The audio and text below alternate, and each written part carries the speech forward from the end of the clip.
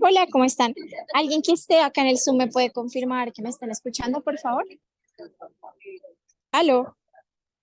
Hola, sí te Hola, Listo, sí. perfecto. Entonces, ¿ya está la grabación? Ah, me están viendo. Cierto. Listo. Amazing. Bueno, un momento.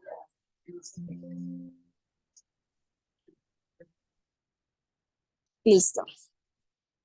Em, bueno, hola, ¿cómo están? Hola, ya vamos a empezar. Listo.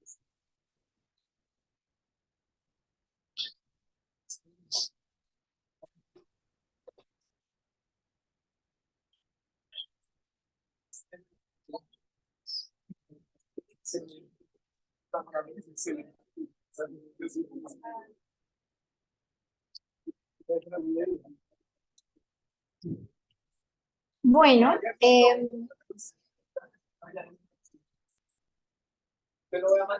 ok. Quiero que ustedes puedan ver lo que...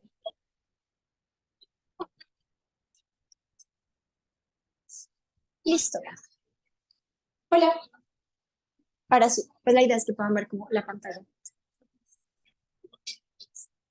Bueno, entonces, vamos a empezar. Vamos a hacer la tutoría de caso de anemia hemolítica. ¿Listo? Y estos son los rasgos que ustedes ya conocen. Bueno, entonces, antes que nada, quiero que empecemos con unos conceptos clave. Entonces, eh, bueno, primero que todo, los nombres que les ponemos a los glóbulos rojos, los podemos llamar también hematíes o eritrocitos.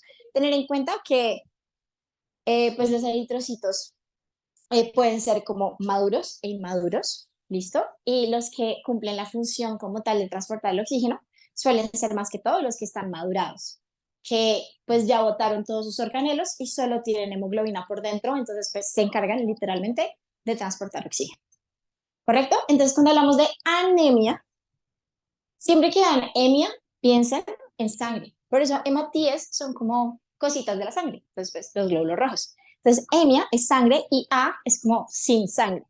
¿Listo? Entonces, cuando hablamos de anemia, hablamos de una disminución de los glóbulos rojos. Y pues por ende también hablamos de una disminución del transporte de oxígeno. ¿Listo? Esto se puede ver tanto a una disminución en la producción o un aumento en la destrucción. O sea, ambas causas me pueden llevar a una disminución de los glóbulos rojos. Ahora, por ejemplo, una disminución de la producción puede ser, por ejemplo, en cáncer, un cáncer de médula ósea o algo así, pues me puede afectar la producción. O en el caso, por ejemplo, de personas que tengan deficiencia de vitaminas, ya sea B12 o también deficiencia de hierro, también me puede afectar la producción de los glóbulos rojos y llevarme una anemia. Ahora, en el caso de anemias hemolíticas, tenemos que hay un aumento en la destrucción y eso me va a disminuir pues mis conteos celulares. ¿Listo? Hemólisis, como les dije, hemo, sangre, lisis es ruptura. Entonces vamos a tener ruptura de estos glóbulos rojos. Y eritropoyesis es la producción de síntesis de nuevo, o sea, es decir, nuevos eritrocitos. Y esto se debe a esta EPO, que la ven así, o también como eritropoyetina, que se libera en los riñones. Entonces los riñones censan cuánta sangre hay y si ven que hay muy poquita, empiezan a liberar EPO. Y pues aumenta la producción de glóbulos rojos como para compensar la pérdida. Me confirman, yo les envié por WhatsApp la presentación. ¿Sí les abre? Cuéntame. Ajá. Sí, sí, sí. Es una hormona que libera los riñones cuando se está en disminución de glóbulos rojos. Bueno, en teoría ustedes deberían acceder a la presentación. Ahora, eh, en el radio celular. Entonces, este nos pide describir los mecanismos de respuesta celular a través del estrés oxidativo en los glóbulos rojos. Importante. ¿Qué sabemos de ellos? Pues su función principal, transporte de oxígeno. ¿Listo? Cuando son maduros. Ellos tienen una forma muy curiosa y la llamamos de disco bicóncavo. ¿Listo?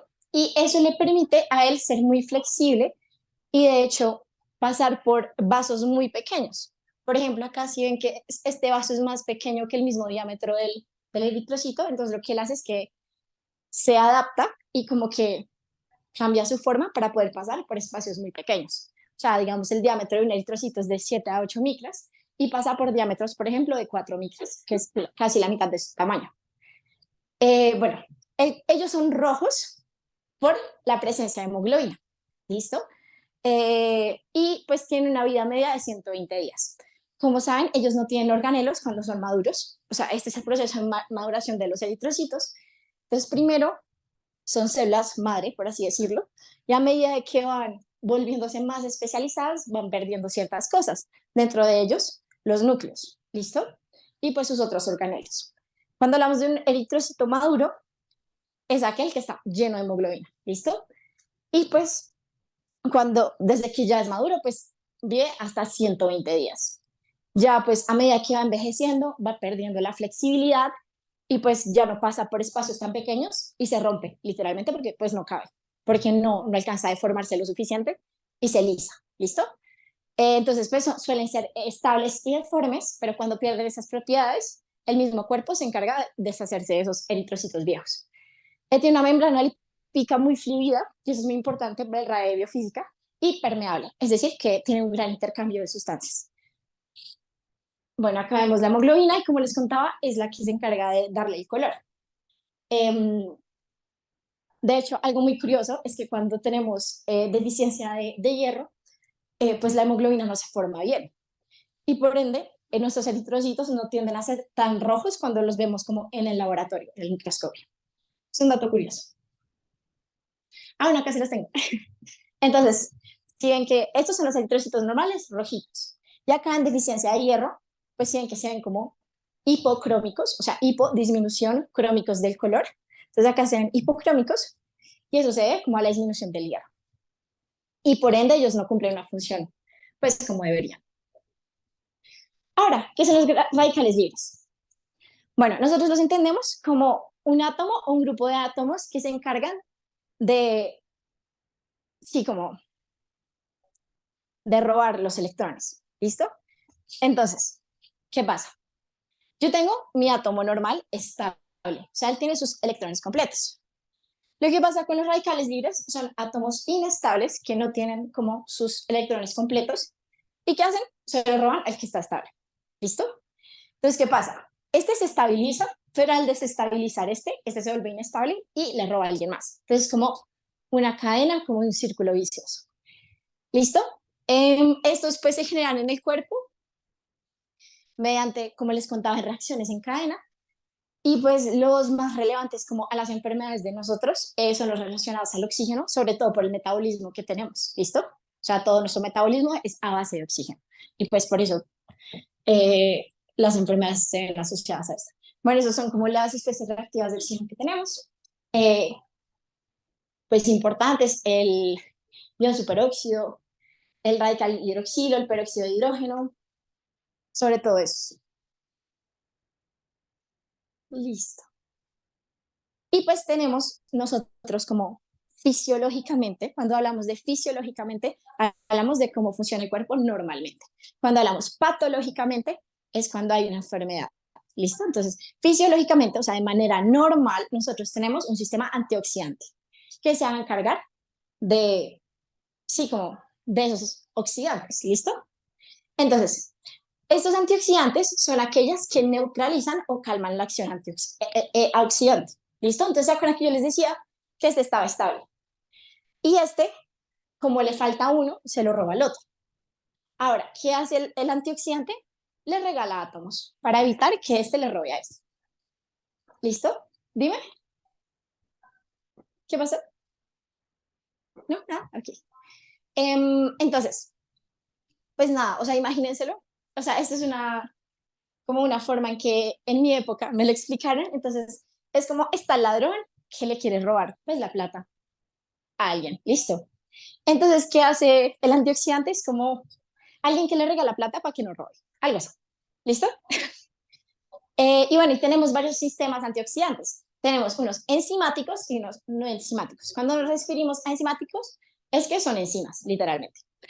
Y pues estas son muy importantes que ya las vamos a ver. El superóxido dismutasa, la catalasa y el glutatión peroxidasa. Ahora, en los no enzimáticos tenemos aquellos exógenos y endógenos. Endógenos, entiéndase que hace parte de nuestro cuerpo, y exógenos es que es de por fuera. Por ejemplo, vitaminas que nosotros tenemos que consumir. ¿Listo? De hecho, esas son muy importantes y ayudan mucho al proceso del envejecimiento. O sea, porque no solamente los oxidantes afectan a los eritrocitos, sino a todas las células del cuerpo. ¿Listo? Y pues el hecho de consumir como estas vitaminas nos ayuda con el envejecimiento, a las arrugas y eso también, o sea, no solamente como a los eritrocitos. Y los endógenos, pues el glutatión, el NADPH y entre otros. Pero sobre todo eso es importante para este caso. Bueno, entonces, ¿qué pasa? Normalmente nosotros tenemos como nuestro oxígeno con sus átomos completos y el agua. Ahora, ¿qué pasa? A veces cuando hay reacciones pues de nuestro metabolismo, por ejemplo, la mitocondria, etc., etc., pues se suelen formar estos especies reactivas de oxígeno. ¿Listo? Se pueden ver como ROS en inglés, Reactive Oxygen Species, y EROS, que es especies reactivas de oxígeno. ¿Listo? Pero es lo mismo. Y pues, importante que son formadas a partir del oxígeno y del metabolismo del mismo. Y acá pues está como lo que ya les dije, los antioxidantes que tenemos. Ahora, importante, nosotros hablamos de estrés oxidativo cuando hay un desequilibrio entre los antioxidantes y los ROS. ¿Listo? ¿Por qué? Porque siempre vamos a tener ROS y siempre vamos a tener antioxidantes. El problema es cuando eso se desequilibra. Y ustedes dirán, ¿cómo es posible que tener muchos antioxidantes sea malo? Bueno, pues les cuento que los oxidantes también son muy importantes para combatir infecciones. Entonces, nuestro cuerpo produce especies reactivas de oxígeno a veces intencionalmente. Por ejemplo, nuestro sistema inmune para combatir bacterias, porque eso también le hace daño a esos patógenos. Entonces, pues el hecho de que yo tenga muchos antioxidantes no me va a permitir que esas especies reactivas de oxígeno actúen contra esos patógenos. ¿Listo? Entonces, siempre necesito un equilibrio entre ambos. Y ya. Bueno, y en cuanto como acá les tengo una tabla de resumen de todos los daños que hacen los especies reactivos a la célula. Dentro de ellas, una de las más importantes es la peroxidación lipídica. ¿Listo? Entonces, ¿qué pasa? Básicamente es que yo tengo mi membrana celular y imagínense que eso es súper atractivo para las especies reactivas de oxígeno. ¿Por qué? Porque lo ven como un montón de electrones libres. Entonces empiezan a robar esos electrones de la membrana. Pero ¿qué pasa? Yo tengo mi membrana y le quito cierta parte, entonces queda inestable y eso facilita que pues se melice el eritrocito. Imagínense el eritrocito como una bomba y con cualquier afectación pues fácilmente explota. ¿Listo? Algo también muy importante es que se oxidan las proteínas y pues dentro de ellas muy importante la hemoglobina. Entonces no va a cumplir su función.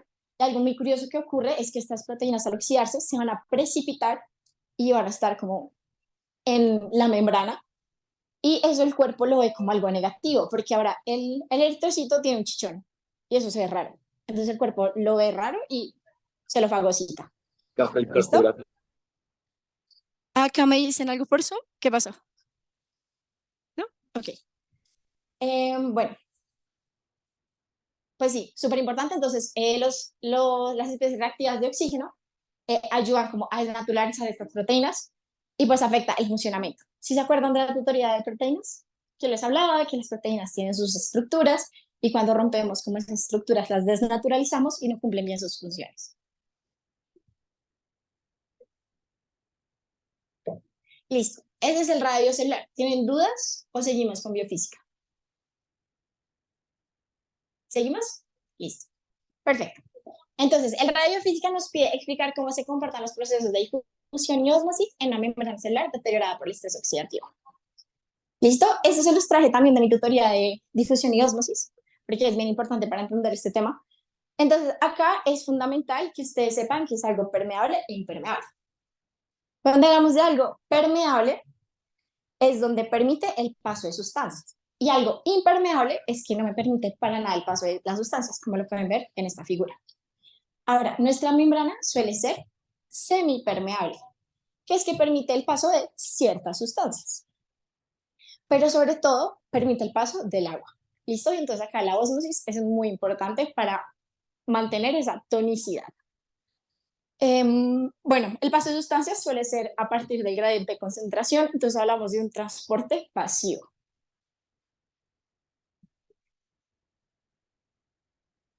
Y pues en el transporte celular, como lo vimos en la tutoría, tenemos dos tipos. Pasivo, que es a favor del gradiente, o sea que no usamos energía, y activo, que es en contra del gradiente y por eso necesita energía.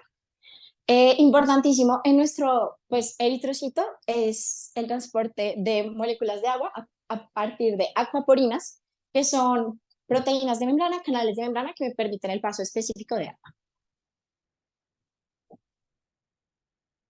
Y pues acá es importante que tengan en cuenta la ley de Fick. Entonces, básicamente yo lo que necesito es que ustedes sepan qué significa cada una de las variables y qué pasó si cambia una de ellas. ¿Listo? Entonces, el flujo me va a hablar de la velocidad a la que se van a mover ciertas sustancias a través de la membrana. ¿Listo? El coeficiente de difusión, entiéndanlo como va a ser una constante porque pues eso depende de la temperatura y la viscosidad.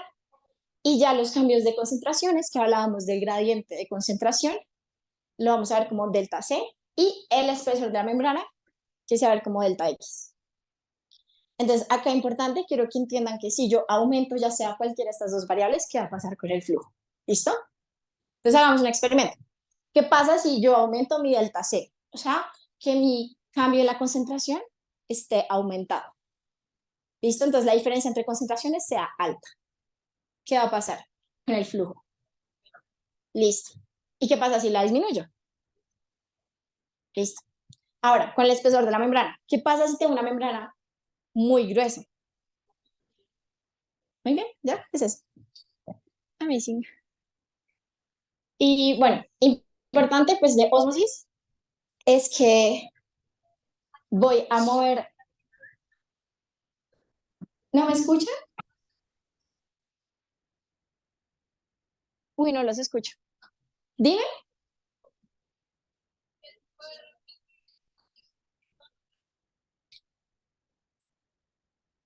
Cuando dices esto, no entienden. No entienden esto. ¿Que no escucharon toda la diapositiva? ¿No escucharon nada? Oigan, no entiendo. Ah, ok, repito. Amazing. Entonces, acá importante, yo necesito que ustedes sepan qué significa cada una de las variables y qué pasa si las cambio. ¿Listo?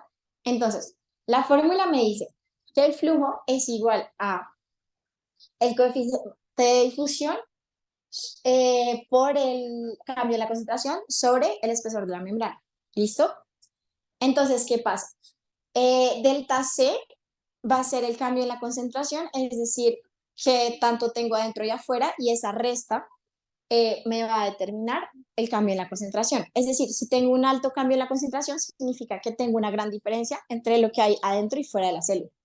¿Y el espesor de la membrana? Pues es eso. Entonces, ¿qué pasa? Acá pues estábamos mirando como un ejercicio donde aumentábamos el cambio de la concentración, es decir, delta C, y ¿qué pasaba si yo aumento eso? Fue lo que les pregunté a ellos. Ahora les pregunto a ustedes, ¿qué pasa?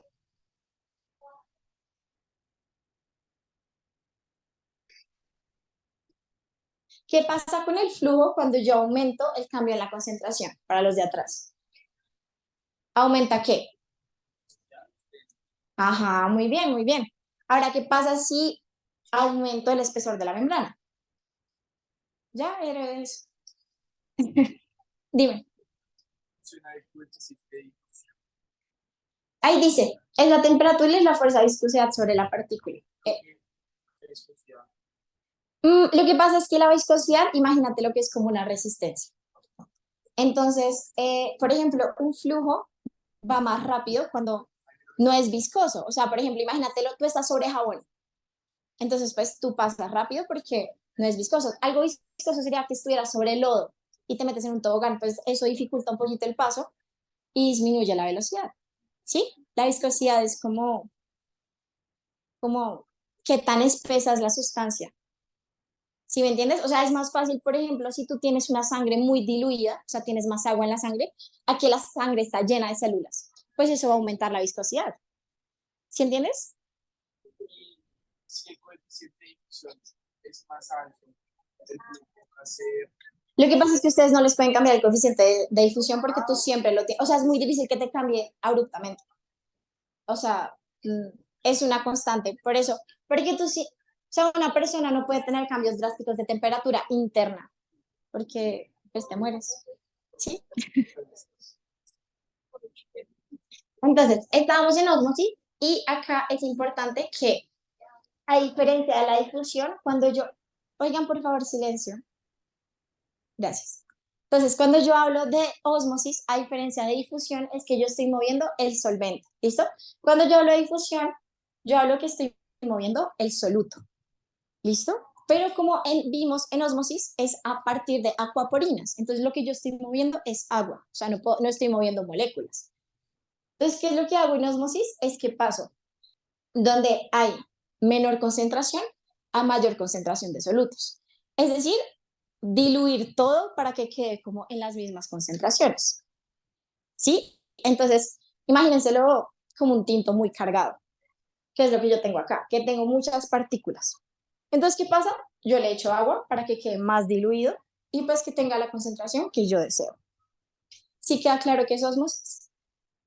Porque eso es importante para entender esos movimientos de agua que pasa en sustancias según la tonicidad. ¿Listo? Entonces, ¿qué pasa?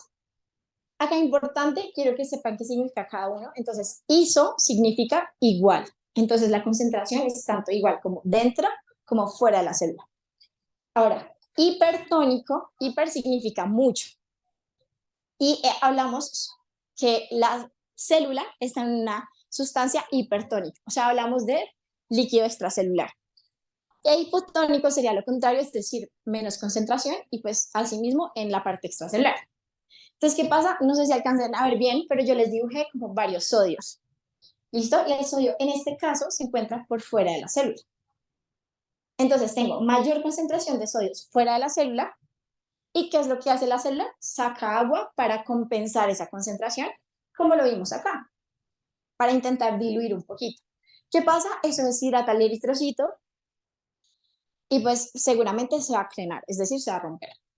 Ahora, pues como lo ideal sería tener como concentraciones isotónicas, donde pues el intercambio es igual y pues se mantiene la misma concentración. Y pues en el caso hipotónico es que tengo más concentración dentro del eritrocito y lo que hace el agua es irse adentro del eritrocito para poder igualar esas concentraciones. Sin embargo, llega un punto en el que se llena mucho de agua y se rompe el eritrocito. ¿Sí? ¿Queda claro qué son estas tres tonicidades? Cuéntame.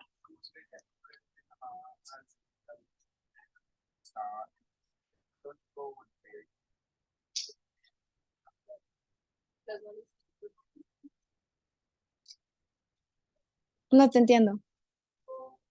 quiera eso, leer las Pero es que esos son términos aparte. O sea, no significan lo mismo.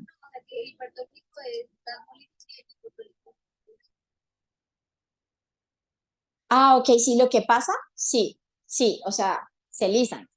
Ajá. Pero no, o sea, acá es importante que sepan como el movimiento de agua según la concentración. Básicamente eso. Y algo que a mí me sirve mucho para acordarme que es iso, es, piensen, por ejemplo, en el triángulo isósceles que tiene como todos los lados iguales, pues igual concentración. ¿Listo? ¿Qué? Sí, claro que sí. Entonces, cuando hablamos de un medio, estamos hablando del medio hipertónico, no estamos haciendo la comparación con la célula. Entonces, acá mi célula está en un medio hipertónico donde tengo mucha concentración, de este caso, de sodio. Entonces, ¿qué va a hacer la célula? Como dijimos, por osmosis, el agua se va a mover donde hay menor concentración a mayor concentración de solutos. Entonces, ¿qué va a hacer? Diluir este sodio y va a sacar su agua intracelular al medio extracelular. ¿Listo? Claro, hipertónico. Ahora, en el caso de isotónico, donde las concentraciones son casi que iguales, el intercambio pues va a ser igual. Entonces va a entrar tanta agua como va a salir de la célula. Entonces pues se va a mantener igualito. En el caso hipotónico, lo que pasa es que la célula se va a encontrar en un medio donde la concentración va a ser menor a la que ya tiene internamente. ¿Qué pasa? Ella para igualar eso va a meter esa agua dentro de sí y va a llegar a un punto en el que va a meter tanta agua que se va a romper. ¿Listo?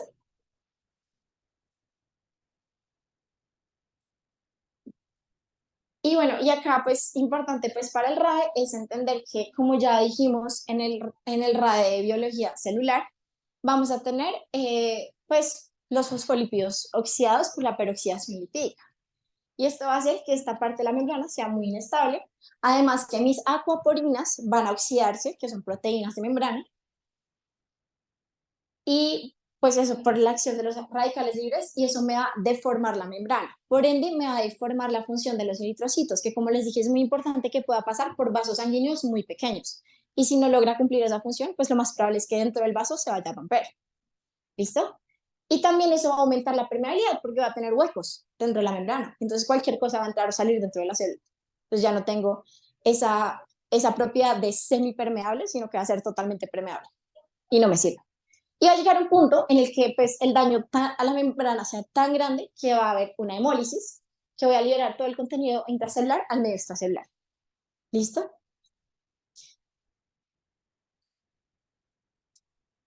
Eso por el radio de biofísica. Cuéntame.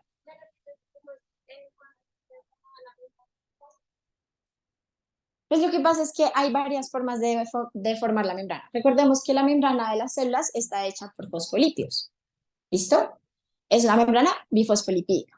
¿Qué pasa? Por la acción de radicales libres que ya les expliqué en el radiobiología celular, va a haber una peroxidación lipídica con esos fosfolípidos. Entonces, ¿qué van a hacer los ROS? Van a robarse uno por uno de los electrones. Y pues eso inestabiliza estas moléculas. Entonces, ellas al ser inestables no van a tener la misma propiedad de ser tan flexibles y van a ser deformes. ¿Listo? Además, tenemos proteínas transmembranales como las acuaporinas, que son las encargadas de, pues sí, mover el agua en general, y como las oxide, las desnaturalicé, pues no van a cumplir su función. Entonces, pues va a llegar un punto en el que voy a dañar tantos de esos fosfolípidos en los que pues se me va a romper literalmente la membrana. ¿Listo? Y pues va a afectar su función porque ella, como les dije, ella es súper flexible y se mete como por, sí, los células se meten por vasitos sanguíneos muy chiquitos, más chiquitos que su propia forma. Como les decía, ellos miden de 8 a 7 micras y se meten por vasos sanguíneos de 4 micras. Ya no van a poder hacer eso y pues se van a romper. ¿Tienes una duda? ¿No? Ok, listo. Entonces, seguimos con el radio de biología molecular. Entonces vamos a explicar las alteraciones estructurales moleculares de la enzima que ocurren en la eficiencia glucosa 6-fosfato deshidrogenasa.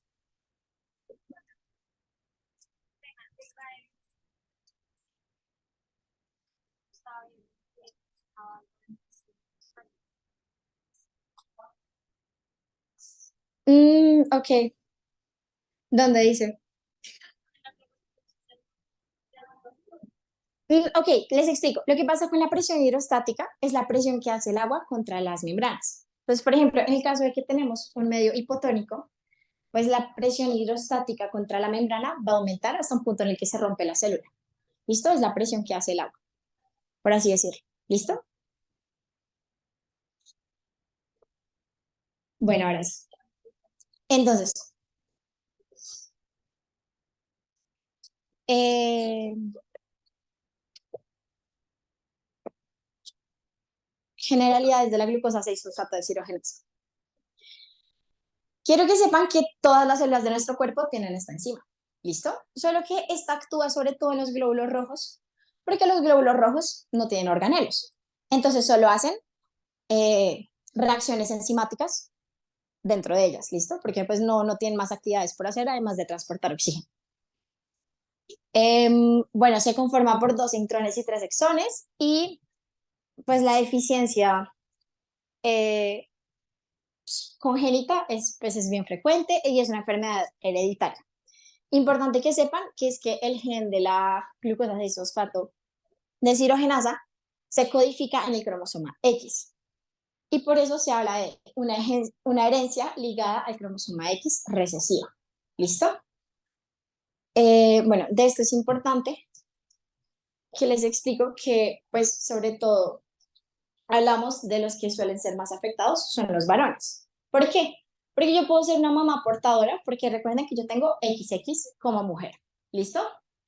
Y los hombres tienen XY. Ahora, recordemos que cada uno pasa un cromosoma a sus hijos. En el caso de un padre no afectado y una madre portadora, si yo tengo un hijo, tengo tanto la probabilidad de que mi hijo salga con el gen del papá, que ese sí o sí pues lo va a tener, el único Y que tiene el papá, pero puede tener cualquiera de las posibilidades de cualquiera de los cromosomas de la mamá, sea el afectado o no afectado. ¿Listo? Si el hijo por alguna razón del destino tiene el afectado, va a ser, va a tener la enfermedad. Bueno, ahora, si por alguna razón del destino tuvo el otro 50% de probabilidad de tener el gen X no afectado, pues no va a tener la enfermedad, porque pues tiene un Y de su papá normalito y un X de su mamá normalito. ¿Listo? ¿Queda claro por qué afecta más que todo a los hombres? Por la probabilidad de que tienen 50-50 de tener un X afectado, en el caso de que la mamá sea portadora. Ahora, en el caso de que la hija sea afectada, es muy difícil porque necesitaríamos que tanto el papá como la mamá tuvieran la enfermedad o que la niña fuera muy de malas y tuviera la probabilidad de sacar el gen malo de la mamá portadora. Sin embargo, sí o sí el papá debería estar afectado. ¿Sí queda claro? Bueno, amazing. Entonces, bueno, hay un montón de variantes, sin embargo, no todas se asocian a la enfermedad y pues según las variantes va a haber cierta actividad de la enzima. ¿Listo? ¿A qué nos referimos con eso? Ay, ¿a qué nos referimos con eso? Es decir, si donde sea que se ubique mi mutación va a tener cierta o no afectación. Y también depende del tipo de mutación, ¿cierto? Pues algo muy importante que nos hablan de la enfermedad es que pues, van a ser episodios transitorios de hemólisis por exposición a factores ambientales que van a causar estrés oxidativo. Dentro de ellos, importante, infecciones, fármacos y alimentos. Y pues algo que quiero que tengan en cuenta es que piensen en dónde creen que afectaría más a mi actividad, ¿listo? Entonces, aquellas mutaciones que estén localizadas cerca como del sitio activo o como que afecte como tal la funcionalidad, pues van a ser aquellas que van a tener fenotipos más severos de la deficiencia porque como tal la enzima no puede trabajar bien. ¿Listo? Entonces, tipos de mutaciones. Tenemos tres tipos importantes. Eh, tenemos las silentes, las nonsense y las missense. ¿Qué significa cada una de estas? Básicamente, las silentes son aquellas donde sí tengo un cambio de base, pero cuando yo hago la transcripción y traducción, mi aminoácido es el mismo. Entonces es como si no hubiera pasado nada. ¿Listo? Ahora, ¿qué pasa con las sin sentido?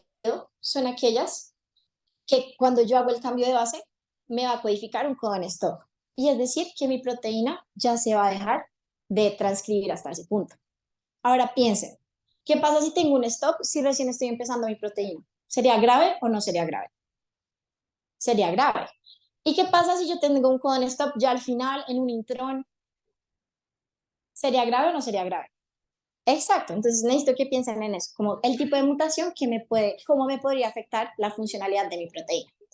En el caso, ay,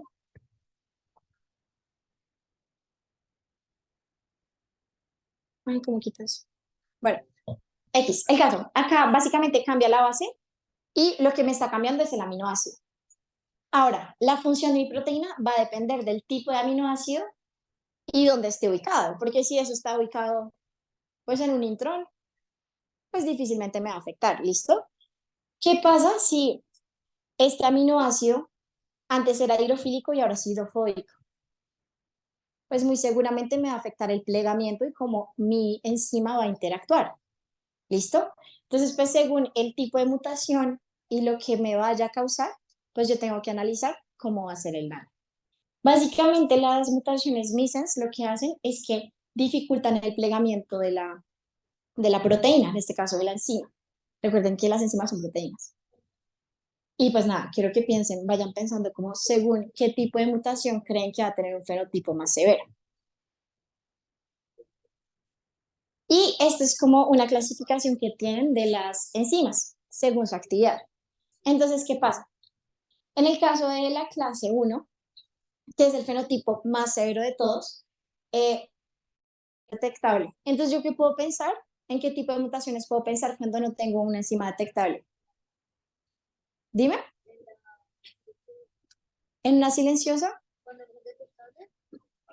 No, la enzima no la detecto en sangre, o sea,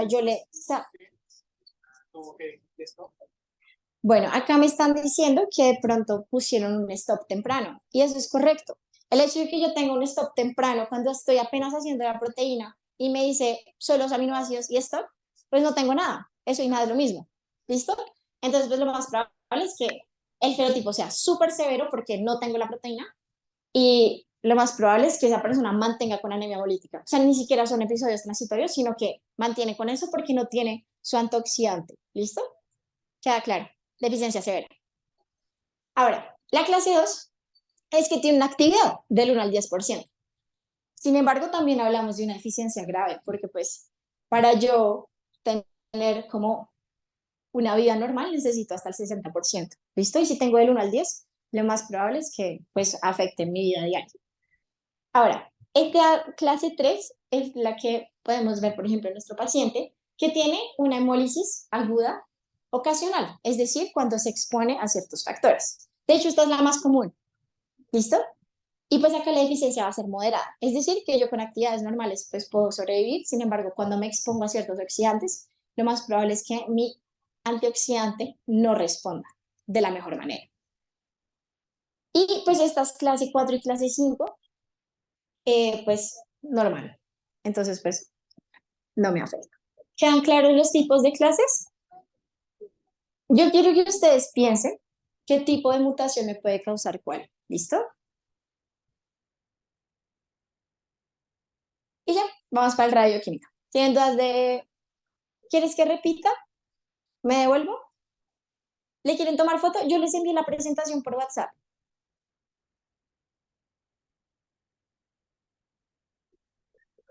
¿Ya? Listo. Entonces, seguimos con el radioquímico.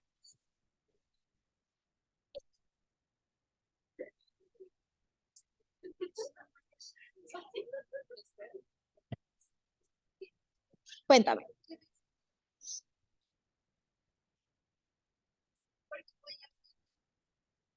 Dime.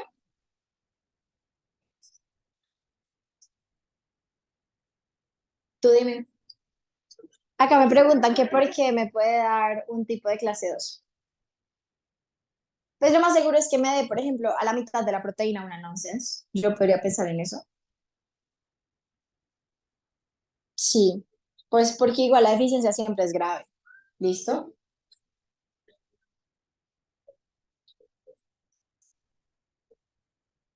Ahora, el radioquímica nos pide escribir las características generales de las enzimas antioxidantes como biocatalizadores y sus mecanismos de regulación.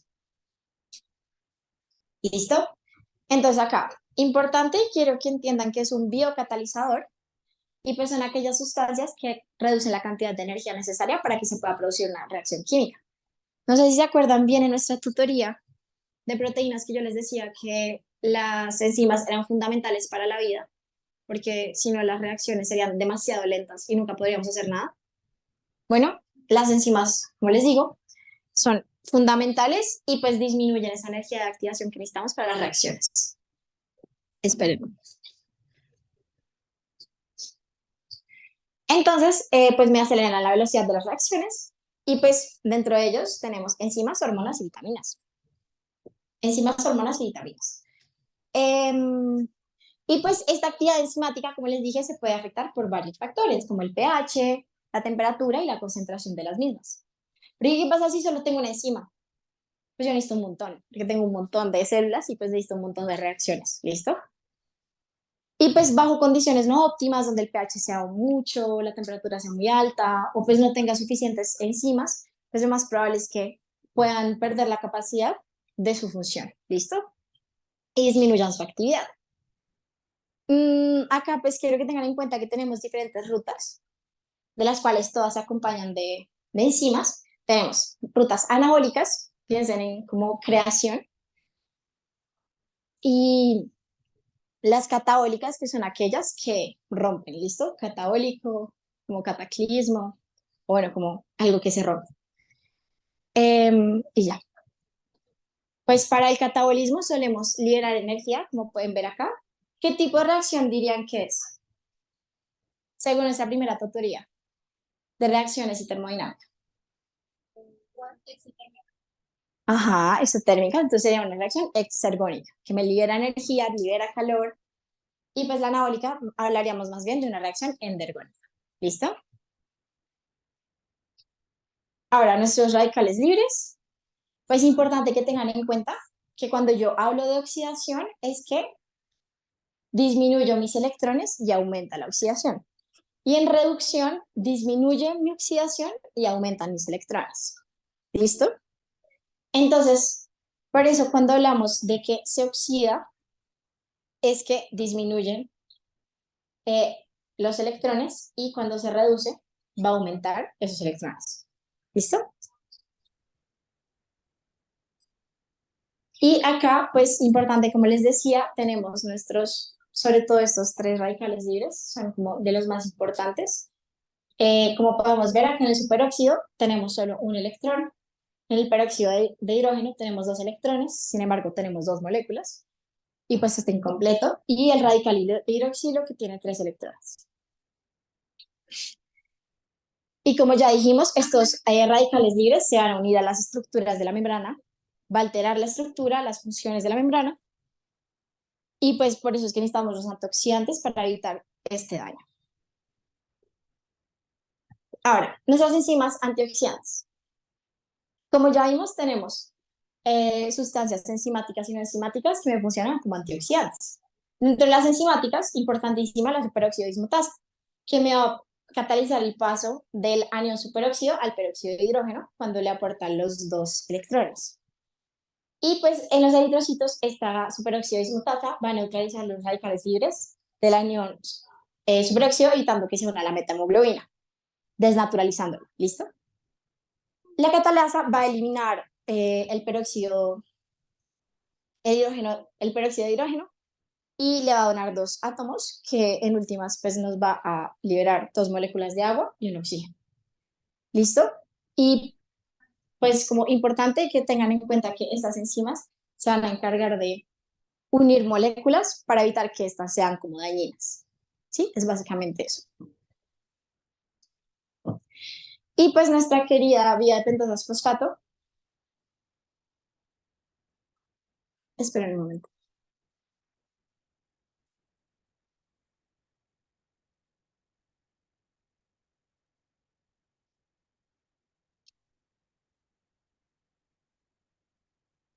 Ah, ok, ya. Es que pensé que se me había ahorrado una diapositiva. Listo. Pues acá quiero que sepan, cuéntame. Cuéntame.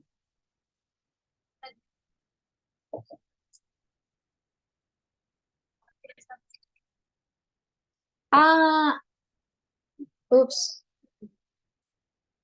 ¿Cuál? ¿Esa?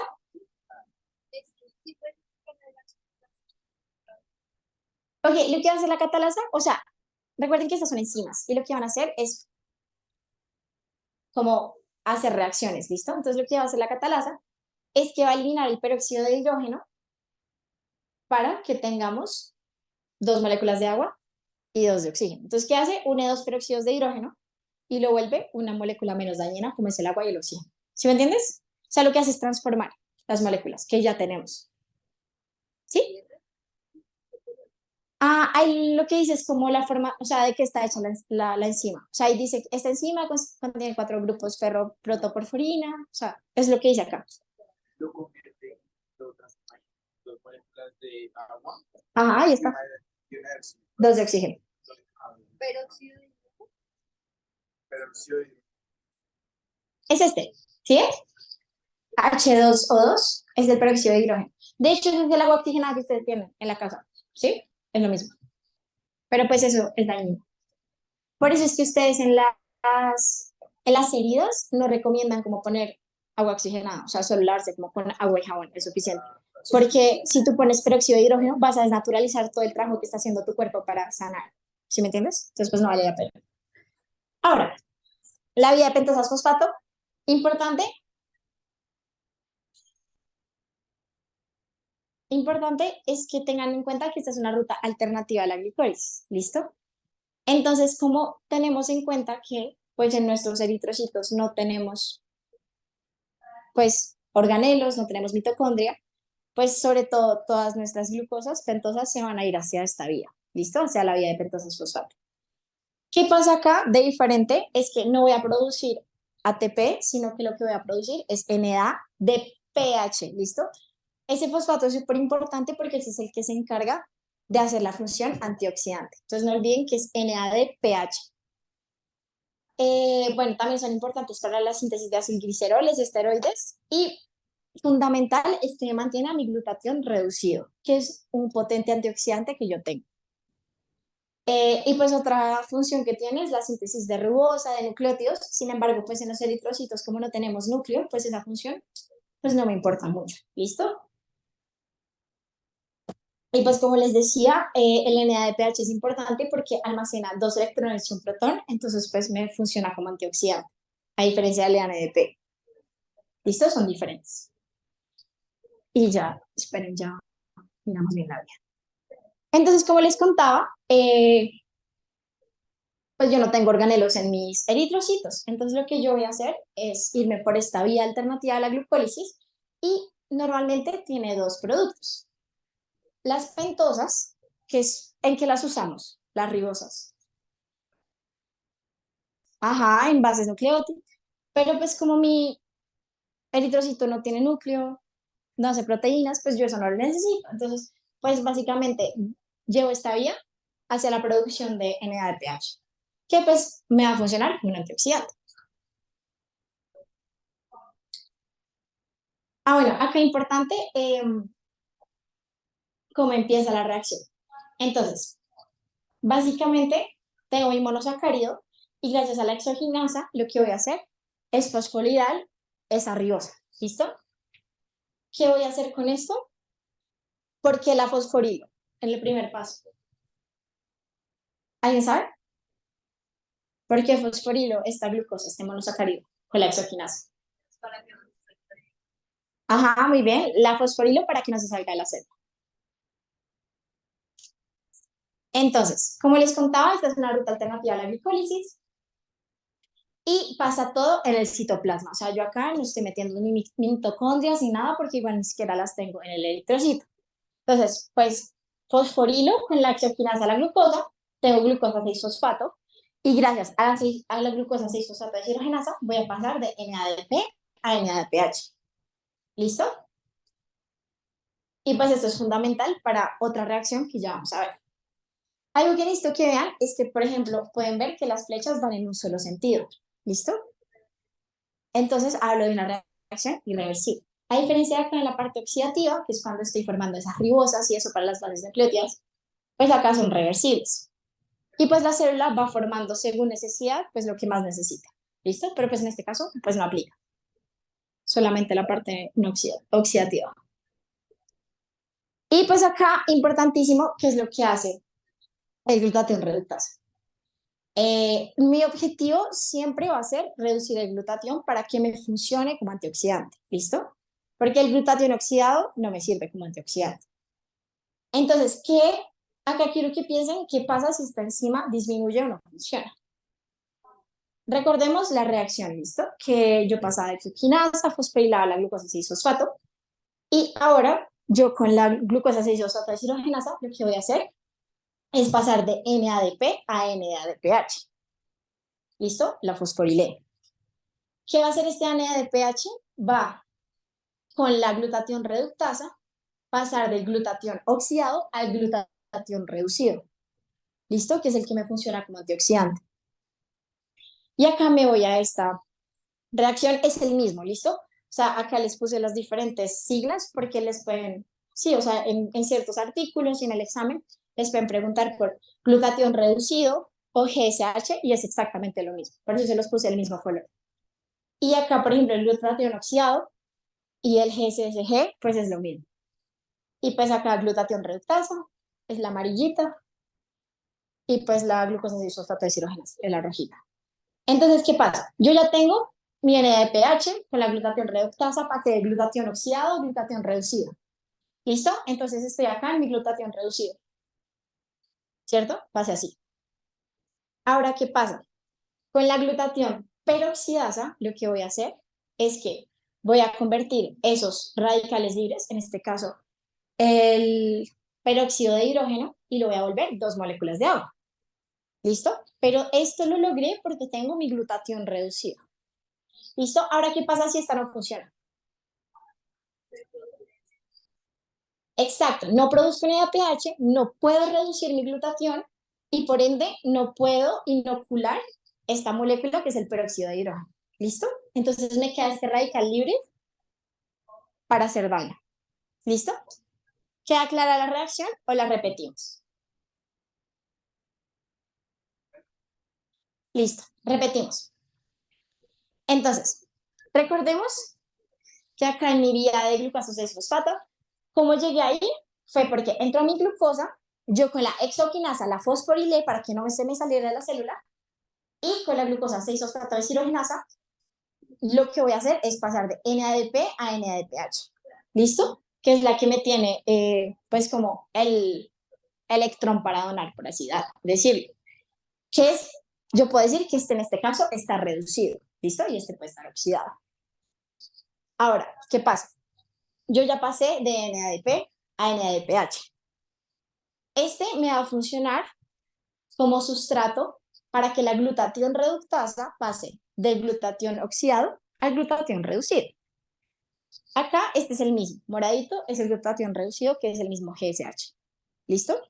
Yo pasé del glutatión oxidado al glutatión reducido por la glutatión reductasa, ¿cierto? Ahora, ¿qué voy a hacer? Con la glutatión peroxidasa voy a inocular esta molécula que es el peróxido de hidrógeno, que es un radical libre, una especie reactiva de oxígeno, y junto al glutatión reducido, que es el que me funciona como antioxidante, voy a pasar este peróxido de hidrógeno a 2 moléculas de agua. ¿Listo? Entonces, yo les estaba preguntando, ¿qué pasa si esta enzima no funciona?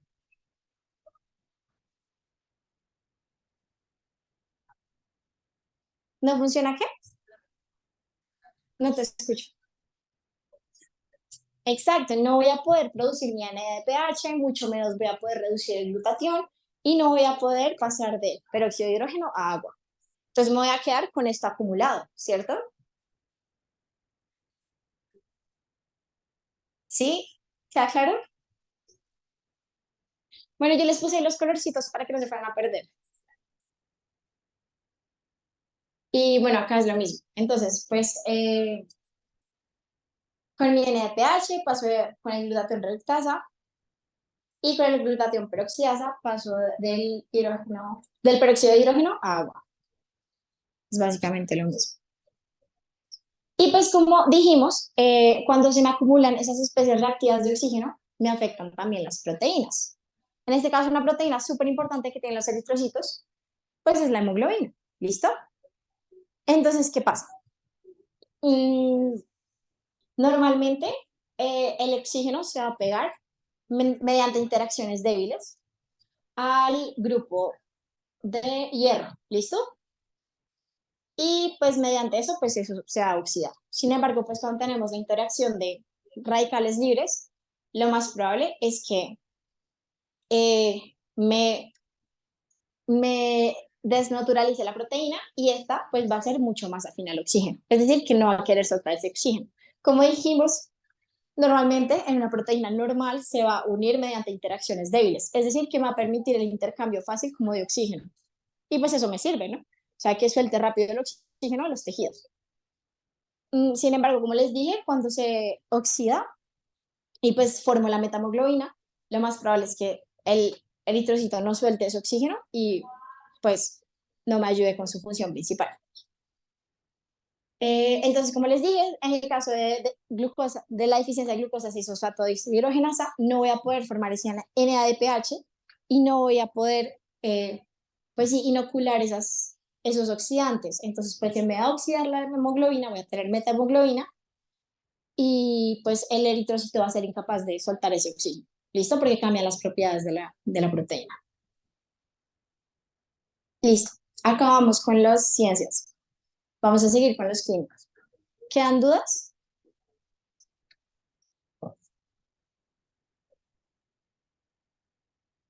Bueno, entonces, ay, perdón, no lo leí. Nuestro RAE clínico 1 nos pide explicar la fisiopatología y las causas de anemias hemolíticas no inmunes. ¿Listo? Entonces, la fisiopatología. Como dijimos, las causas de anemia pueden ser que disminuya mi producción de glóbulos rojos, aumente su destrucción, o en el caso es que lo esté perdiendo por una hemorragia. ¿Listo? Pues nosotros entendemos anemia como la reducción de capacidad de transporte de oxígeno en la sangre y pues normalmente se debe a la disminución de los glóbulos rojos. Como les dije, en el caso pues de anemias hemolíticas, pues vamos a disminuir la cantidad de días que viven estas células, ¿listo? Porque las se están rompiendo antes de tiempo. Y por ende voy a tener menor transporte de oxígeno. Bueno, acá pueden ver una clasificación de las anemias hemolíticas y lo que podemos ver es que la mayoría pueden ser por causas genéticas. Entonces, ¿qué vemos? Pueden ser defectos en la estructura de la membrana, ¿listo? Entonces, si tengo una membrana muy rígida, no va a pasar por algunos vasos y lo más probable es que se me rompa, ¿cierto? En el caso de enfermedades de las enzimas, como el de glucosa 6-fosfato que ya vimos, que pues, me altera ese equilibrio antioxidante-oxidante, y pues también en el caso de que mi hemoglobina como tal venga mal, ¿cierto? O sea, es una proteína, puedo tener mutaciones en la hemoglobina y puede que no funcione como debería. Entonces también me puede causar una anemia, ¿cierto? ¿Estamos de acuerdo? Ahora, normalmente nosotros clasificamos las anemias según, las anemias hemolíticas según dónde se haga la lisis. ¿Listo? Entonces, ¿qué pasa? Normalmente hablamos de una anemia hemolítica intravascular cuando la hemólisis es aguda y sucede dentro de los vasos. ¿Listo? Por eso es intravascular dentro de los vasos. Y pues las características clínicas que podemos ver es un paciente que tiene pues una palidez aguda, es decir, lo vemos blanco, que tiene taquicardia, es decir, que tiene un aumento de la frecuencia cardíaca, y esto se debe a que el corazón está compensando a esa disminución de oxígeno, entonces lo que hace es bombear un poquito más sangre. Se le puede bajar la tensión, puede tener un poquito de ictericia, ya vamos a ver qué es, y puede tener orina negra, ya lo vamos a ver. Bueno, algo que quiero que sepan es que el vaso es un órgano muy importante. Y lo que hace el vaso es que el vaso dentro de sí tiene muchos vasitos muy chiquitos. Entonces, como decíamos, los eritrocitos tienen un diámetro de 8 micras. Lo que pasa dentro del vaso es que tiene diámetros muy chiquitos, como de 4 o 3 micras. Entonces, eso como que pone a prueba los eritrocitos todo el tiempo. Entonces, el eritrocito que no pasa esa prueba se rompe el vaso. En el caso, por ejemplo, de anemias como que tengan malas membranas o, bueno, como vainas estructurales, lo más probable es que dentro del vaso no pasen la prueba y se rompan, ¿listo? Y esto puede causar clínicamente una esplenomegalia, es decir, que va a aumentar el tamaño del vaso. ¿Por qué? Porque está aumentando su función. ¿Listo? Y bueno, ya para el RAE 2, clínico 2, que nos pide describir la presentación clínica y los hallazgos de laboratorio de la anemia hemolítica. Antes de eso, quiero que entiendan la diferencia entre un síntoma y un signo. ¿Alguien me la puede compartir? Pero acá, por favor. ¿Ya está ya? Por eso es aquí. síntoma lo que el paciente dice, ¿no? Para que te escuchen atrás. Pero sí, No sé. así. Bueno, les dio pena. Entonces, ¿qué pasa? Un signo es aquello que yo como doctor puedo ver. ¿Listo? Un signo clínico. Entonces, por ejemplo, cambio de color. ¿Listo? Eso yo lo puedo ver. Pero ¿qué pasa si un paciente me dice me duele? ¿Yo cómo sé si le duele? Pues difícilmente me lo tiene que decir, ¿listo? Eso es un síntoma, eso es algo que el paciente siente, ¿listo? Síntoma de sentir. Y signo ya es algo signo clínico, que yo lo puedo observar, lo puedo verificar mediante varias pruebas. Y pues quiero que tengan en cuenta la diferencia entre una anemia aguda y una crónica, ¿listo? Entonces no es lo mismo que mi paciente pues tenga como una instauración súbita de esa anemia, ya sea por, en el caso de nuestro paciente, que tuvo una exposición a un oxidante y eso le causó la anemia, o lleva tiempo, por ejemplo, comiendo mal, con falta de vitaminas, etc., etc., pues lo más probable es que tenga una anemia crónica, ¿cierto? Entonces, en el caso de anemia aguda, podemos ver que el paciente puede presentar disnea. ¿Alguien sabe qué es disnea? Muy bien, dificultad para respirar. ¿Y por qué creen que da dificultad para respirar? ¿Y por qué? Por la falta de oxígeno. Ajá, bueno, entonces, ¿qué pasa? Como el cuerpo se está dando cuenta que el cuerpo tiene muchos receptores, ustedes lo vieron en el primer caso de politraumatismo, ¿listo? Existen mecanorreceptores, vasoreceptores, quimiorreceptores, y estos quimiorreceptores lo que van a sensar va a ser tanto el oxígeno como el dióxido de carbono en la sangre. ¿Qué pasa? Hay varios centros en el cuerpo que determinan cuánto oxígeno y cuánto dióxido de carbono tienes, y pues si yo veo que en mi sangre hay muy poquito oxígeno, o pues hay mucho dióxido de carbono, lo que yo voy a hacer es pues decirle al cuerpo como, hey, me falta el aire, ¿listo? Y por eso es que me da disnea. Ahora, como tengo poquito oxígeno, lo más probable es que me empiecen a fallar los órganos, ¿listo? Y pues esto es súper importante, por ejemplo, en el caso de hemorragias, pues como no hay suficiente sangre para llevar a ciertos órganos, pues muchos me empiezan a fallar. Y pues se puede entrar en shock. Y en el caso pues, de una anemia crónica, pues la persona va a estar pálida, tanto en las conjuntivas como en la boca, o bueno, como en las mucosas en general. El paciente pues, va a tener astenia y adinomia, que va a ser como fatiga y pues ganas de no hacer nada. Y como vimos, pues y la ictericia como tal es como la coloración amarilla, tanto como de la piel como de las escleras, que es la parte blanca del ojo, ¿cierto? Y como les expliqué, en el caso de pues que se haga la hemólisis dentro del vaso, esto puede causar una esplenomegalia. ¿Listo? Entonces acá, pues si ustedes me creen, este es el vaso, acá está chiquitico, y esperen, les intento mostrar. Este es el vaso chiquitico, ¿sí lo ven? Y acá pues tengo un aumento del tamaño, ¿cierto? Grande. Bueno, grande. Eso es la esplenomegalia. Inclusive, de hecho dicen, pues yo nunca lo he tocado, pero a veces se puede sentir, o sea, tú puedes palpar el vaso de lo grande que está. Y pues acá súper importante la coloración de la orina. Ustedes van a ver que las bilirrubinas hacen parte del metabolismo de la hemoglobina. ¿Listo? Ahora, como yo liberé toda esa bilirrubina a la sangre, y de hecho las bilirrubinas son las que le dan el color a la orina y a las heces, yo al liberar todo, pues sí, todo su contenido, al metabolizarse voy a tener bilirrubina indirecta que me va a cambiar la coloración de la orina a una orina mucho más oscura. ¿Listo? Ahora ahí tienen la esplenomegalia. Y pues ya para terminar, los paraclínicos, entonces pues importante, voy a hacer un hemograma donde voy a ver la hemoglobina, cuéntame.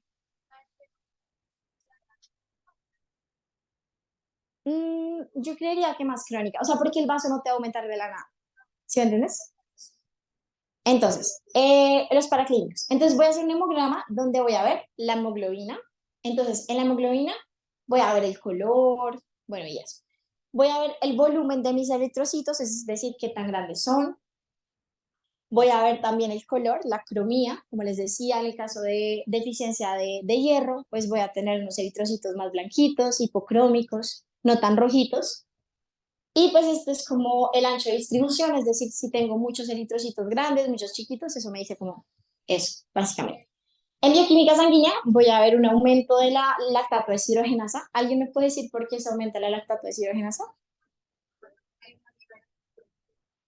Ajá, sí, lo libera la hemoglobina. Pero bueno, ¿qué pasa? Como tal, este aumento se va a dar porque también recuerde que en los tejidos no está llegando oxígeno. ¿Listo? Y nosotros tenemos dos tipos de glicólisis, aeróbica y anaeróbica. En el caso de que yo no tenga oxígeno, voy a activar unas vías anaeróbicas donde voy a aumentar la producción de lactato. ¿Y quién es la que se encarga de eso? La lactato deshidrogenasa. ¿Listo? Y bueno, y como ya vimos, la bilirrubina va a aumentar porque hace parte del metabolismo de la hemoglobina, y pues por eso es que mi paciente puede estar ictérico o puede tener eh, la orina oscura y bueno, ese tipo de cosas. Em, También puedo ver, por ejemplo, en un frotis de sangre periférica, los cuerpos de Heinz, que ya los vamos a ver. En la electroforesis de hemoglobina, pues puedo ver, por ejemplo, si tengo una alteración como tal genética de la hemoglobina, entonces lo que hace la electroforesis es básicamente como ver qué tipo de proteínas tengo y si tengo mutaciones en ella, básicamente. En el conteo de reticulocitos, esto, recuerden que los reticulocitos son los precursores de los eritrocitos, ¿listo? Entonces, en el caso de las anemias, lo más probable es que aumente este conteo. Ahora, si la anemia es aguda, el cuerpo difícilmente va a poder contestar rápidamente creando nuevas células, ¿cierto? Entonces, yo pensaría que yo puedo tener un conteo de reticulocitos en anemias crónicas en vez de anemias agudas, ¿cierto? Voy a hacer un test de Coombs directo pues para saber si mi anemia es de tipo inmune o autoinmune. Y voy a ver tanto como niveles de folato, vitamina B12, folato es ácido fólico también, o de hierro, para saber si pues mi anemia es de causa de deficiencia de estos nutrientes.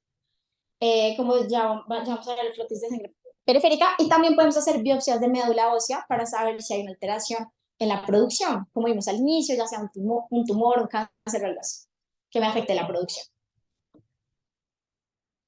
Entonces, ¿qué hace la prueba de Coombs? Básicamente, lo que va a hacer la prueba de Coombs es que yo tengo mi muestra, ¿listo? Y lo que voy a hacer es que voy a meterle como anticuerpos y anticuerpos antihumanos para ver si la persona está teniendo una reacción autoinmune, ¿listo? Entonces, básicamente, voy a tener globulinas antihumano que se van a adherir a proteínas inmunitarias, es decir, si tengo anticuerpos pegados como a mis eritrocitos, y pues si se pegan o no, pues yo defino que haya aglutinación y pues lo más probable es que pues haya una hemólisis autoinmune, ¿listo? Porque pues las inmunoglobulinas van a estar pegadas tanto a los eritrocitos como entre sí y eso me permite verlo. Sin embargo, si quieren profundizar en eso, les dejé un video. Oigan, esto porque no se escucha.